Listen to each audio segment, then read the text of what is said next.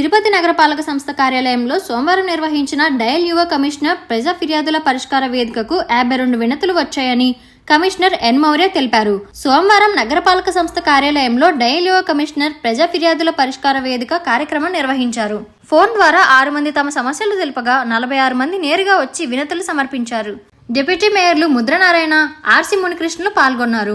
ఈ సందర్భంగా కమిషనర్ మాట్లాడుతూ ప్రకాశం పార్కును ఉదయం 4:30 గంటలకు తెరవాలని, అన్నారావు కూడలి వద్ద బోర్ మోటార్ మరమ్మతులు చేయించాలని, మధురానగర్లోని తెలుగుగంగ కార్యాలయం వద్ద చెత్త వేస్తున్నారు నిరోధించాలని, నగరంలోని పలు ప్రాంతాల్లో చికెన్ పకోడా రోడ్డుపైన ఓపెన్ గా కాల్చడంతో ఇబ్బందిగా ఉందని, ప్లాస్టిక్ వినియోగాన్ని తగ్గించేలా చర్యలు చేపట్టాలని, రాధేశ్యామ్ అపార్ట్మెంట్ వద్ద ఏర్పాటు చేసిన వాటర్ ట్రీట్మెంట్ ప్లాంట్ సౌండ్ ఎక్కువగా ఉందని, గోవిందయ్య నగర్ వద్ద కుక్కల బెడద ఎక్కువగా ఉందని, ప్రకాశం పార్క్ లో డీజే సౌండ్ ఎక్కువగా ఉంది తగ్గించాలని, వాకర్స్ కి గుర్తింపు కార్డులు ఇవ్వాలని, ఆర్ఎన్బి గెస్ట్ హౌస్ పక్కన కాలువలో పేరుకుపోయిన చెత్త తొలగించాలని, నగరంలో నీటి వ్యాపారం కొరదుకోవడంతో భూగర్భ జలాలు అడగంటిపోతున్నాయి అరికట్టాలని ప్రజలు కోరారని తెలిపారు.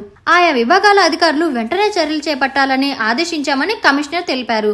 ఈ కార్యక్రమంలో అదనపు commissioner Charan Tej Reddy, deputy commissioner Amarayya, superintendent engineer Shyam Sundar, health officer doctor యువ అన్వేష్, రెవెన్యూ అధికారులు సేతు మాధవ్ రవి, డీసీపీ మహాపాత్ర, డీఈలు, ఐసీపీలు తదితరులు పాల్గొన్నారు.